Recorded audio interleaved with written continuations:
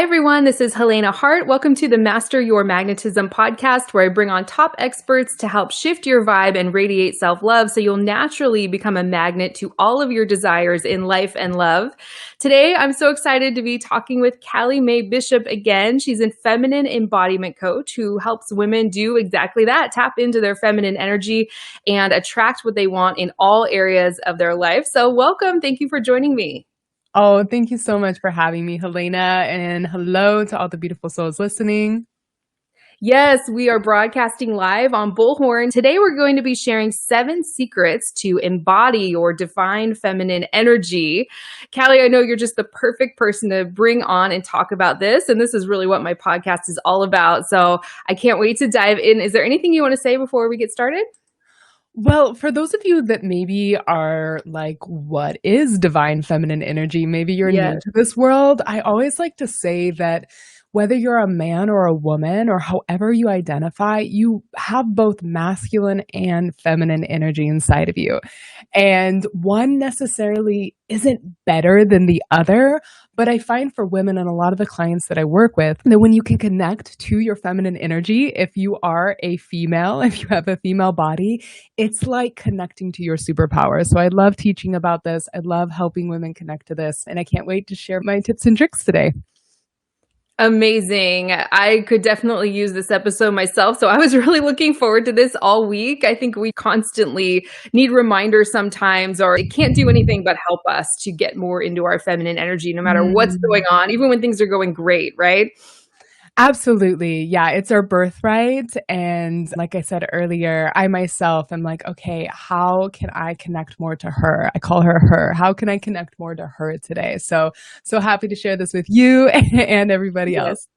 And I wanted to mention, I know you just opened up a new round of free embodiment breakthrough calls for women in my community. We'll talk more about that at the end, but is there anything you want to say about that? That is in the episode details right now if you're listening live. If you're listening to the replay of this, that'll be the first link in the show notes if you'd like to book a free call. Yeah, this is like my little love note to you. If you really resonate with me today and what we're talking about, and you have something in your life that you just can't quite access, maybe it's a certain aspect of your feminine energy, hop on a call with me and we'll break it down and have a mini embodiment breakthrough together. I love doing these. So I really look forward to anybody who decides to sign up.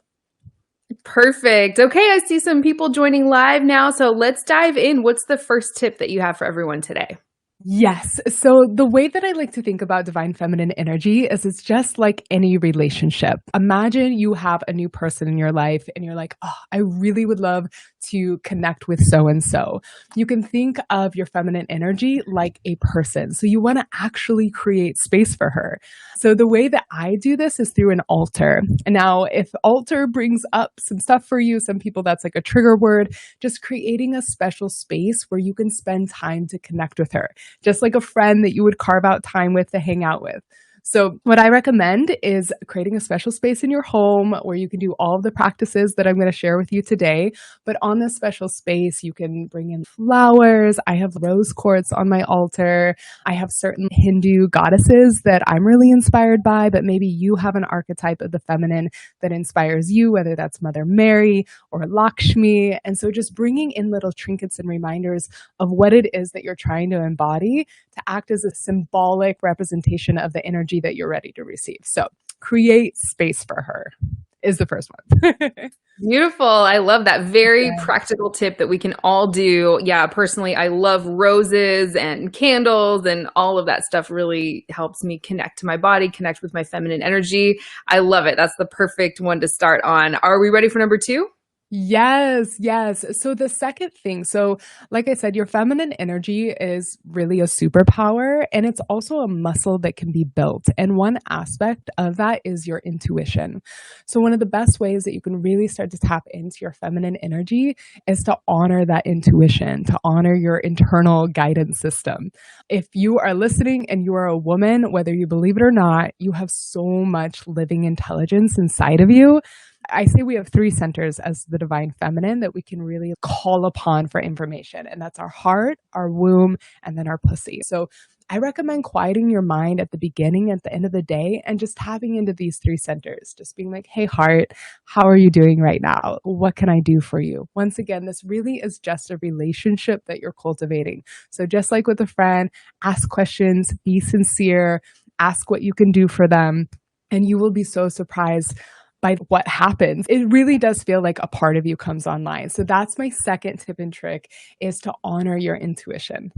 I love it. I know we were chatting before we started recording, and you were saying that you're also now teaching tantric and how to connect sexually with your partner. So I think you could probably help anyone out who's looking for improvements or help in those areas too, right?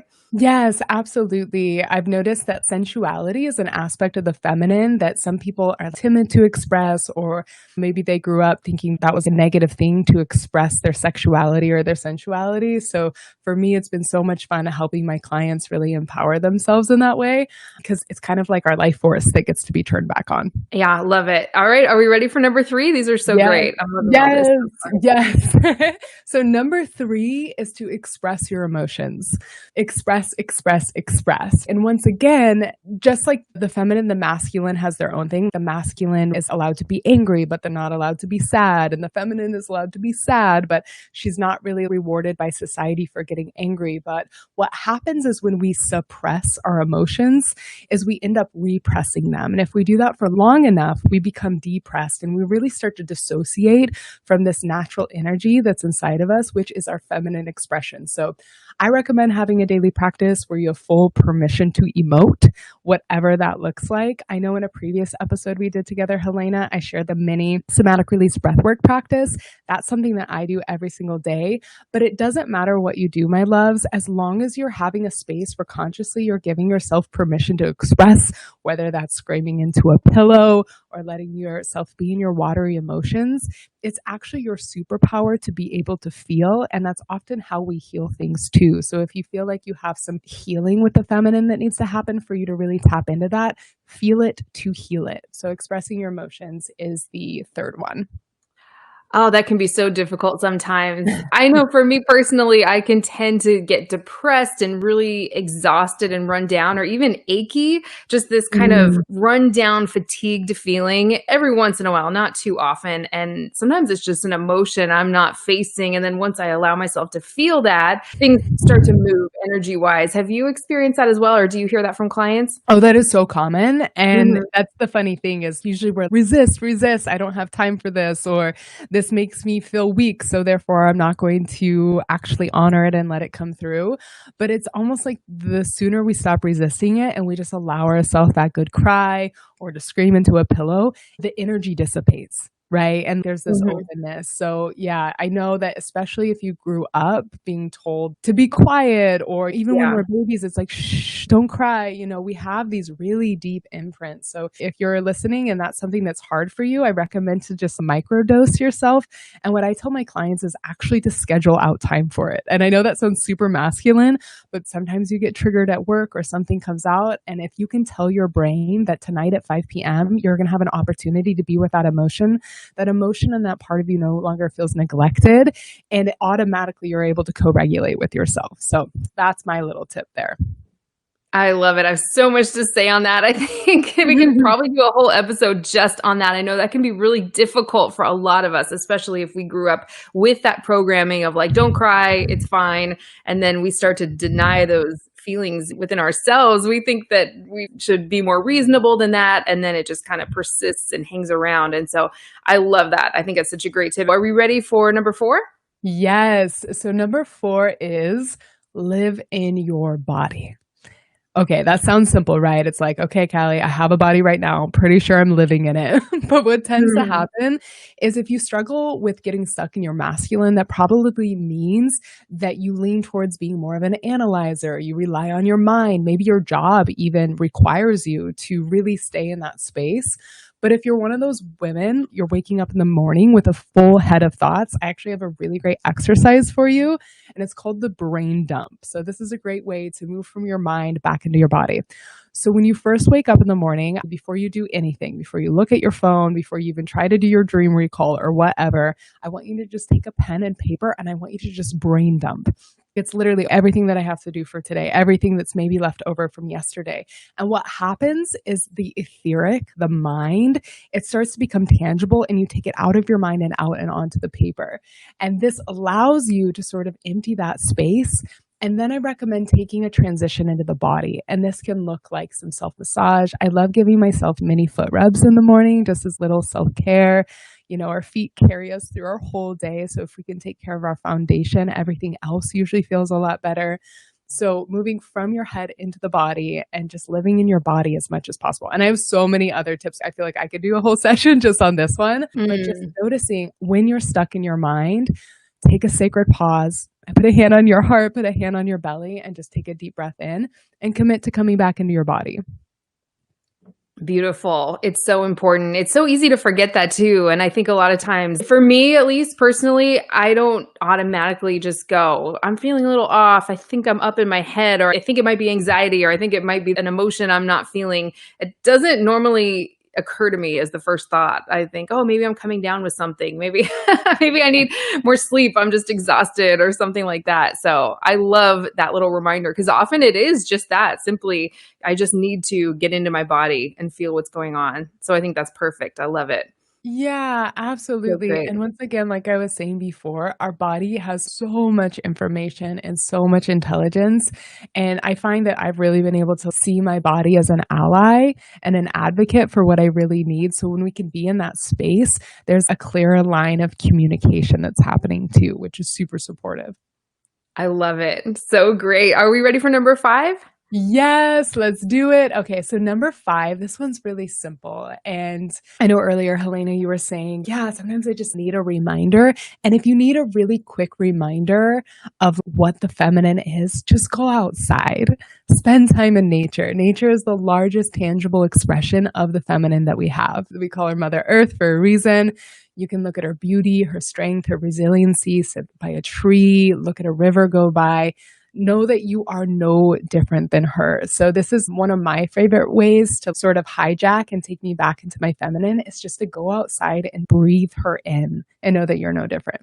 So great. Yeah. It's such a good reminder. Sometimes I feel like, it just takes, especially now with a baby, it's like, should we really go down to the ocean? It's like not even that far away, but you got to pack up everything. And it seems like a lot of work, but it really isn't. And then once I'm there, or even just walking around the neighborhood or something, I'm always so glad I did that. And I go, why don't I do this more often? This is so amazing. It's so worth it. So worth the effort it takes to just do that, which isn't even all that much effort at all. So I think that's a great tip. I really like that one. Yeah. What's number 6? Yes. Number 6 is spend time with other women who are connected to their divine feminine. It's sort of birds of a feather flock together. And there's this dominant frequency effect. This has actually been studied when one person in the room has a really strong frequency. So in this case, a really strong connection to their divine feminine. What happens is all the other energies either have to match that energy or they're sort of repelled out. And so don't worry if you're like, what if I get repelled out? That's most likely not going to happen because you have the intention to connect with this energy within yourself. But this is one of the reasons that I've just started opening up group programs is because there's this ripple effect. There's this domino effect that happens when women come together with a shared value and intention. And I do this for myself all the time. If I've been having a crazy work week, it's like, okay, I know I'm going to go to the sister gathering on Friday and dance my butt off and reconnect to my divine feminine. So this is a really easy one. Just go spend time with other women who are connected to their divine feminine.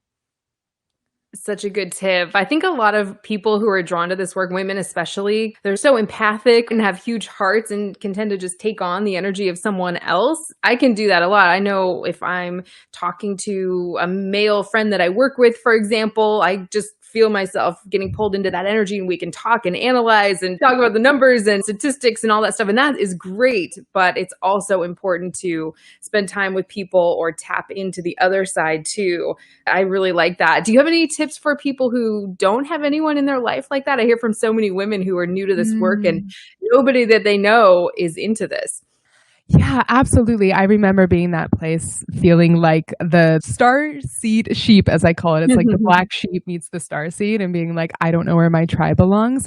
And the beautiful thing is we have these amazing little small boxes that are like little oracles, aka our phones, that can connect us to pretty much anybody in the world. So if that's you and you're like, I don't have somebody in my immediate space, join my Embodied Queen program or find other women online that you're like, wow, I really love the way that she holds herself, or I'm really inspired by her connection to her body or the way that her feminine energy expresses herself. And even just having that in your feed, once again, is like a subconscious imprint of what you're growing within yourself. So that's what I did at the beginning, because I lived in a town of 13,000 people in Wyoming where divine feminine energy and even healing was not on the radar. So I started online. And then what's beautiful is through online, then you can create those connections and find them in your spaces. And also, I recommend for women, ecstatic dances are a really great space to find other women that are really connected to this energy I've found. So if you have that available in your area, also consider checking that out if you like to get down. Nice. That's so great. And are we on number 7 already? These are We just flying are. by. Wow. This is Yes. awesome. Number 7, and speaking of dance, so it's dance, and I grew up dancing, and I feel really blessed. I feel like this is the thing that really allows me to connect to her most consistently, and that's because it's the easiest and it's the most fun. We're not truly going to be able to do something if it feels challenging, so dance is really like a quantum hack into the feminine. So the feminine energy is all about movement and flow, so just turn on your favorite playlist. I have a really great one on my Spotify. It's called Dance with Desire, and just dance to 3 songs. This is a hack. If you have like a date where you really want to feel juicy and connected to your divine feminine, or maybe you just want to feel empowered meeting a new group of friends, dance is a really powerful way to get you back into your body and get you connected to this energy. So that's number 7. It's my favorite. I do it almost every single day if my body will allow me to. And I invite all of you to do it as well. That is so great. I love these tips so much. We will recap them in a little bit, but I'd love to ask you, how does this make you magnetic to the right person for you or to any desire you have in life, whether it be more money, more career opportunities, friendships, living situations, vacations? I know that this works in all areas of your life. I'd love to hear your take on how this pulls those things towards you. Yeah. So when you're in your feminine, you are more present and you're more receptive. The masculine is very linear. It's like the assertive. It's sort of the sympathetic nervous system of go, go, go, and you're ready to fight. When you're in your feminine, you're actually soft and you're open and you can receive. So the metaphor I like to use is the masculine is kind of like the fist. It's like, I will do, I'm going to accomplish, I'm ready to fight. And if you soften that and you open it up, you have a hand that's actually now available for you to put something in it. So that's sort of the metaphor that I like to use. You become this open hand, you become more receptive to actually receive what you want. You don't have a barrier, an energetic or a physical or even emotional block to receiving that promotion or to receiving that cutie that you've been crushing for so long, right? You're more inviting. So that's the first thing that I've really noticed. And there's also just something so beautiful. I'm sure all of you can relate to this, you know, you, Helena, as well. You see a woman who's really connected to her feminine and she's just magnetic. And my theory is she's turned on. She's turned on in her body. She's having fun. She's enjoying herself. And that type of energy is so contagious. It really is like a magnet and it just pulls things in. I will tell you, a lot of people don't believe me when I say this, but almost every incredible offer, job opportunity, relationship connection that I have been given was when somebody was witnessing me in my divine feminine. So this is like when somebody was witnessing me dancing at a community event. This is when somebody was witnessing a paint play party. When we're in that creative, playful flow, there's just this magnetism that's created. So it's one of those things you just kind of got to play with it and see the magic for your own. But I've been really blessed to see this time and time again for myself. That is beautiful. Such a good reminder for everyone. And I love dispelling the myth that feminine energy means just being perky and upbeat and girly and pasting a smile on your face. It's just not where it's at all. That's not what we're talking about here on this podcast. So I think that that's important. Do you have anything to say on that? I think a lot of people, especially really smart, ambitious, driven women, most people in my community are definitely that way. I'm certainly that way myself, might resist the feeling I don't want to be feminine because that's going to make me less successful, or I might be seen as ditzy or something like that. I would love to hear any thoughts you have on that. Oh my goodness. Absolutely. I have so much to say at this. And I want to admit that I was once that woman. Mhm. I really, really judged women who were connected to their feminine. I was in the sciences for a long time and I played basketball and golf and I grew up with all boys around me, like cousins, things like that. And so it was really communicated to me, whether it was conscious or not, that the feminine was sort of less than. And unfortunately, in our society, it really does celebrate the masculine. So, first of all, I want to say if you're one of those women, it makes a lot of sense why you would prefer to be in your masculine or being in your feminine would seem less attractive. So, first and foremost, I totally get it. I was there. And the second part, and I'm so glad that you spoke to this, Helena, is that, yeah, being feminine isn't the stereotypical all pink, super flirty or Uh-huh. ditzy, like you said. Being the feminine is like nature. It's all of it. It's winter, it's spring, it's fall. So in the winter, that's like the destruction and the breaking down so that we have nutrients for spring. And that's like you when you're in your watery seasons and you're maybe crying a lot. That's your luteal phase of your cycle. The feminine is so beautiful because she's all of it. And this is why expressing your emotions is so important, and specifically looking at the part of yourself that you don't feel is going to be loved by somebody else, whether that's your anger or your assertiveness or whatever aspect of yourself that you've hid away. It's actually so, so important to bring forward. So yeah, I just send so much compassion and know that once again, one isn't better than the other. I love connecting to my masculine energy and I love, Yes. having that structure. It's what allows me to do my business and do so many of the things in my life. But what I'm really inviting and offering to all of you is to think and really do a diagnostic check and look at your life. Is there an area in your life where it's out of balance? And for most women, actually, the feminine is a lot weaker than the masculine because of the reasons that I said before. So if that's the case, you can try one, maybe all of these things that we're going to review here in a little bit, and just know that how you do it is perfect. There is no right way. There is no wrong way. Whatever makes you feel present in your body, whatever makes you feel sensual and present is just the word that I keep using. That's going to be the thing for you. So true. I was not planning on sharing this at all today because I'm feeling so much better, but I would love to just share a quick example from this morning, actually, that kind of demonstrates what we're talking about today. I woke up definitely hormonal. This does not happen very often, actually, but every once in a while I woke up and I was just like, I'm going to need to cry today. I felt just irritated for no reason, just a bunch of things all at once. And my amazing husband, who was downstairs taking care of our 9-month-old baby all night, who's teething, so I could get some sleep, and I still didn't sleep that well. I just feel so much appreciation for him. I felt like, I don't want to go downstairs in this terrible mood when he's, been up all night with our baby. So I could get some sleep trying to help me out. I would go downstairs and I see him and I just feel like that's kind of like my safe space, my safe person. I immediately just start crying for no reason. I couldn't even put my finger on it. Just like you said, I felt like this is not lovable right now. I am not fun to be Mm. around at all. I should be just appreciating him and all that stuff. And he was just so sweet and wonderful. He's like, "What's wrong? Oh, come here." Hugged me. Just so great. And I know that sometimes men don't exactly do or say the perfect thing in those moments. Sometimes they just don't know what to do with us, but it was just what I needed. And sometimes I think, do I deserve this? Do I deserve this level of Mm. support, this level of love from somebody? And I can just be myself and feel all my emotions. And it's funny, within 5 minutes, we were cracking up laughing. Like you said, like Yeah. I could just feel that. It just let it go and it was fine. I felt great ever since then. But if I had resisted that and just held on to that Mm. all day because I'm trying to hold it together and be happy, be in a good mood, so everyone's in a good mood, it's funny. I felt it within minutes, it was gone, and we were laughing and having a great time. So that's a little example of just something that happened earlier today that really demonstrates this.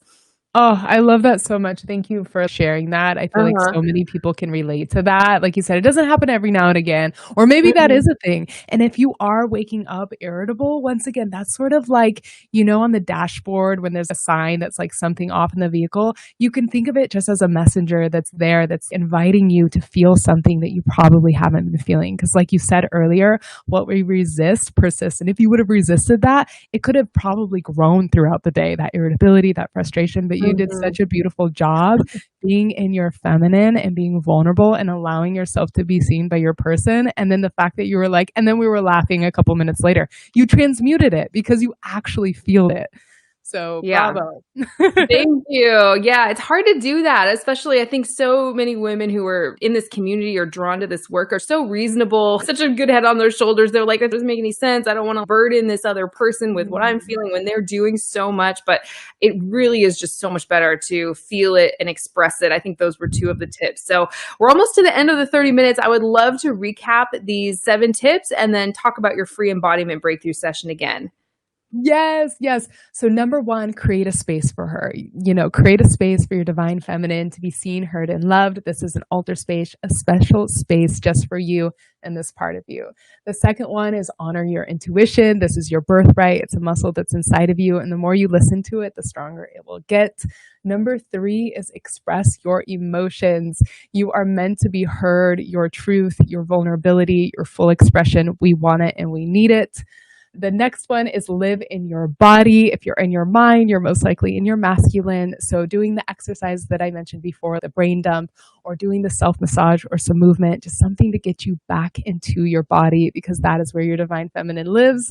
The next one is spend time in nature. She's the best example that we have, tangible example of the divine feminine. The next one is spend time with other women who are connected to their divine feminine. There's a beautiful domino effect that happens here. And the more magnetic you become, the more you'll actually start to also attract these women. I call it your royal court that eventually you find. And then the last one is to dance. It's the quickest, easiest way to get into your body and to connect to this energy that is your birthright.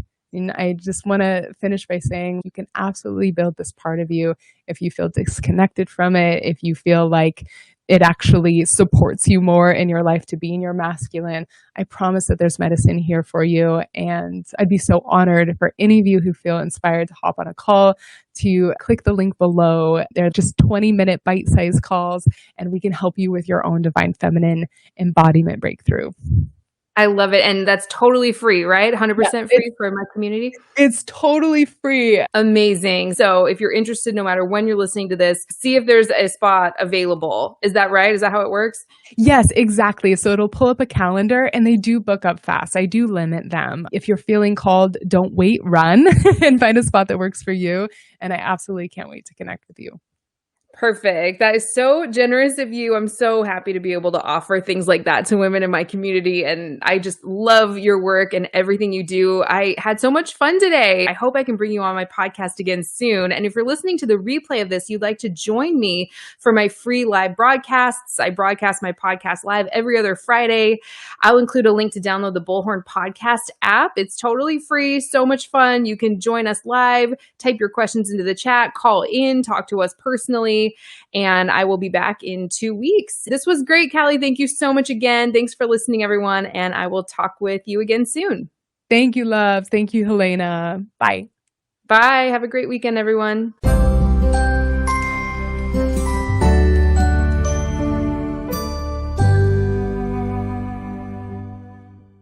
The biggest mistake women make when a man is hot and cold, acting distant, or pulling away is something called a connection barrier, and it only pushes him further away. If you'd like to read about what a connection barrier is so you don't accidentally make it, go to forever1234.com. Again, that's forever1234.com.